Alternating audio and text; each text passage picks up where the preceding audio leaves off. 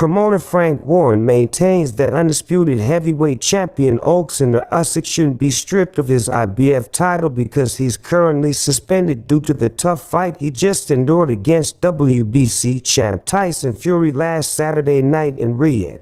Warren says Usyk 22-0-14 cost isn't able to defend his IBF title against his mandatory. So he feels the June 1st fight between the IBF mandatory Phil H.R. Govic and Daniel Dubois in Riyadh should be for the interim title. This move would allow Usyk and Fury 34-11-24 cost to battle for the undisputed championship in their rematch this year or early 2025. Warren notes that H.R. Govic's camp won't be happy about the IBF title not being at stake in the fight with Dubois.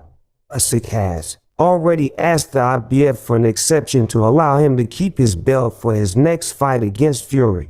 It'll be up to the IBF to decide if they'll grant Usyk his request.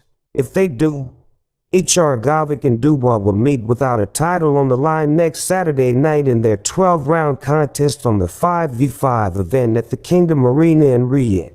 It's unclear whether promoter Eddie Hearn will want Anthony Joshua to fight H.R. Govic if he's not in possession of the IBF title.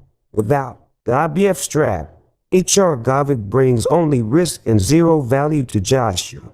Why else would Joshua fight H.R. Govic other than if the IBF belt were involved? Otherwise, Joshua would just be doing Hearn a solid by fighting one of his matchroom boxing stable fighters. I wouldn't do it if I were Joshua if the IBF belt weren't available.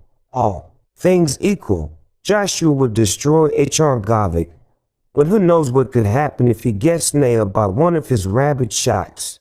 Doesn't matter how much better Joshua is than H.R. Govic. If he gets hit with a rabid punch, he could be in the same condition he was when he lost to Andy Ruiz Jr. That's why it's not worth the risk for Joshua unless the IBF title is available. Usyk would better handle H.R. Govic's fighting style than Joshua, who has a history of getting hurt.